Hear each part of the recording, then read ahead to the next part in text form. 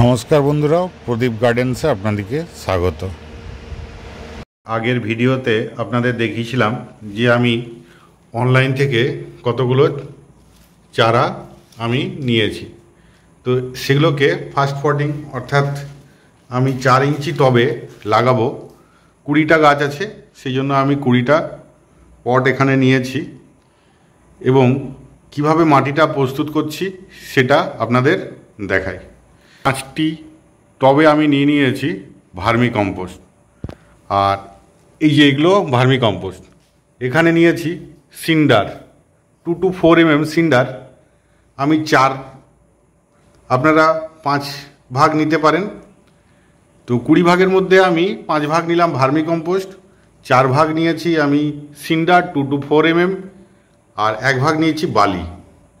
আর এই যে এখানে দেখুন, এটা হচ্ছে ওই ইটের গুঁড়ো বা যেখানে ইট নামানো হয় সেখান থেকে আমি সংগ্রহ করেছি। এটা ড্রেনেজ সিস্টেমটা ভালো রাখে এবং গাছে ফাঙ্গাস লাগতে দেয় না, এবং পটাশও অল্প পরিমাণ, যেহেতু পোড়া অংশ ছাই থাকে এই যেগুলো, তো এই জন্য এর পটাশও কিন্তু ভালো থাকে। তো এটা আমি নিয়েছি 2 ভাগ। আর এখানে দেখুন, এটা হচ্ছে কিন্তু গোবর সার নিয়েছি আমি 1 টব। এটা হচ্ছে পাতা পচা সার, পাতা পচা দেখতে পাচ্ছেন, এই যে পাতা পচা, এটা নিয়েছি আমি 2 ভাগ। আর সাধারণ গার্ডেন সয়েল আমি নিয়েছি শুকনো করে রাখা এবং জীবাণু চুন দিয়ে জীবাণুমুক্ত করে রাখা, সেরকম গার্ডেন সয়েল নিয়েছি আমি 5 টব। অর্থাৎ 20টা টবের মধ্যে 5 টব হচ্ছে আমার ভার্মি কম্পোস্ট।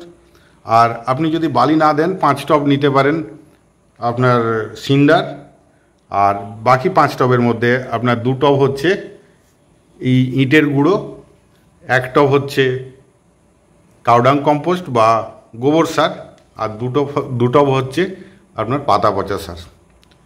এই মূল উপাদান, এবং এগুলোকে সব একসাথে মিশিয়ে এবং তার সাথে নেব এই যে দেখুন, এটা হচ্ছে আমার ওই যে মিশ্র সার, 20 রকম উপাদান দিয়ে এই মিশ্র সারটা তৈরি করেছি। তো এই মিশ্র সারটা আমি নিয়েছি 1 টব।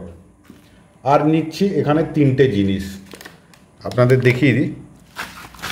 এই 3টে জিনিস, এটা হচ্ছে নিমখোল একটু নিয়েছি। এটা হচ্ছে জিয়ার দানা, আপনারা জানেন, এটা আমি খুব কম নিয়েছি জিয়ার দানা, যেহেতু ছোটো চারা। এটা হচ্ছে সিঙ্গেল সুপার ফসফেট, এটাও কিন্তু আমি জিয়ার দানা যতখানি নিয়েছি সিঙ্গেল সুপার ফসফেটও ততখানি নিয়েছি। এই 20টা টবের জন্য নিয়েছি।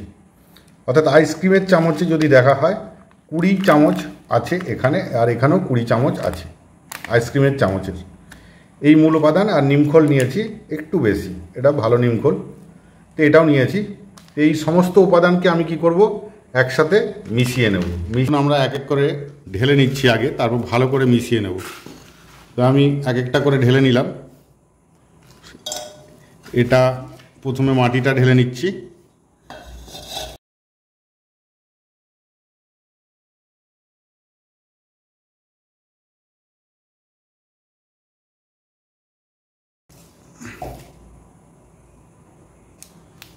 এর মধ্যে নিমখোল এটাও দিয়ে দিলাম, আমি দিয়ে দিলাম অল্প সিঙ্গেল সুপার ফসফেট, আর জিয়ার দানা এটাও দিয়ে দিলাম। সব ভালো করে এটা মাখতে হবে, কিন্তু সব ভালো করে মাখতে হবে, মিক্স করে নিতে হবে সব ভালো করে। তে করে আমি মিক্স করে নিচ্ছি।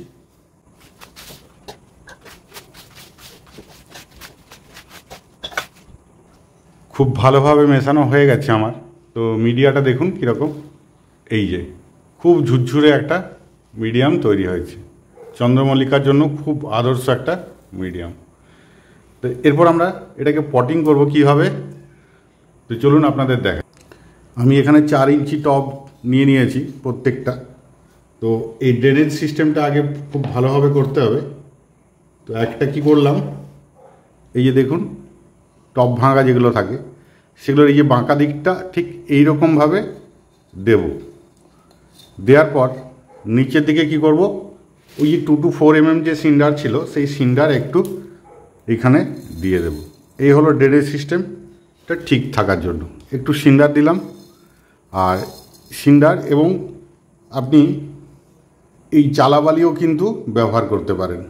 তো এটাও আমি অল্প ওর মধ্যে দিয়ে দিচ্ছি, যাতে ড্রেনেজ সিস্টেমটা খুব ভালো থাকে নিচের দিকে।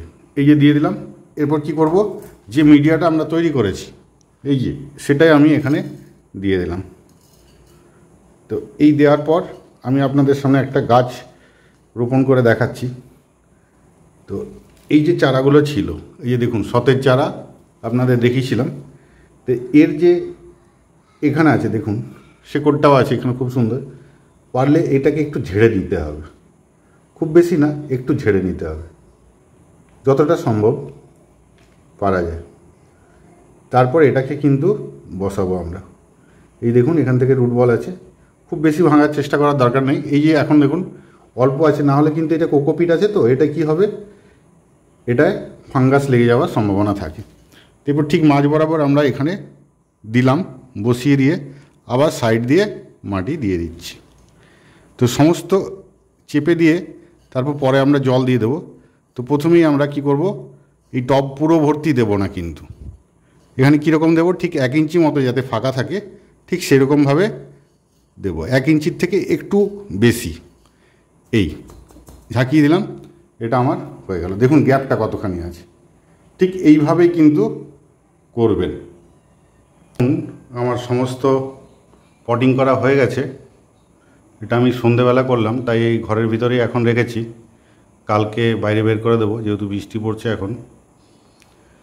তো এরপর এটা জল দেব কিভাবে সেইটা আপনাদের দেখাই। দেখুন বাকেটে একটু জল নিয়ে নিয়েছি। তো এই জলের সাথে আমি একটুখানি হিউমিক অ্যাসিড, 1 চিমটি হিউমিক অ্যাসিড দিয়ে দেবো। এই 1 চিমটিতে যা উঠবে এটা কিন্তু এই জলের মধ্যে দিয়ে দেব। জলটা ভালোভাবে গুলে নেব। এরপর জলটা দেওয়ার পদ্ধতিটা আপনাদের দেখাই। ধরুন এই যে টবটা আছে, এই টবটাকে আমি কি করব, এর মধ্যে বসিয়ে দেব। এই যে বসিয়ে দিলাম, গাছে কি হবে, নিচের এই যে ড্রেনেজ হোলটা দিয়ে এই জলটা কিন্তু এখানে উঠে আসবে। এতে একটু সময় লাগবে, ধৈর্য একটু লাগবে, এই জলটা কিন্তু এর মধ্যে সোপ করে চলে আসবে। তারপর এটাকে আমি নামিয়ে দেবো। তো দেখুন আপনাদের কাছে দেখাচ্ছি আমি সোপ করতে কতটা সময় লাগছে। বেশি সময় লাগবে না, নিচে সোপ করে কিন্তু জলটা চলে আসবে। দেখুন সোপ করে চলে এসছে।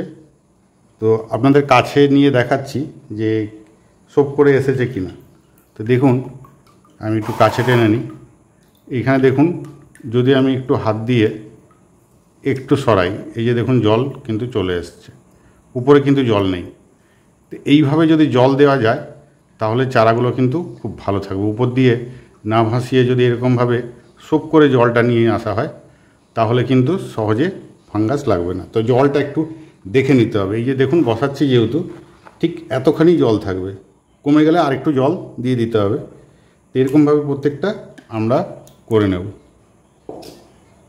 এরপর ধরুন এটা দিলাম, ঠিক আছে, এইভাবে আমরা প্রত্যেকটা করে নেব। তো বন্ধুরা এই ছিল আজকের ভিডিও। যদি ভিডিওটা ভালো লেগে থাকে তাহলে অবশ্যই একটা লাইক দিবেন, আর এই রকম ভিডিও বা আপডেট পেতে গেলে চ্যানেলটি সাবস্ক্রাইব করে পাশে থাকবেন। দেখা হচ্ছে আরেকটা নতুন কোনো ভিডিওতে। সবাই ভালো থাকবেন, সুস্থ থাকবেন।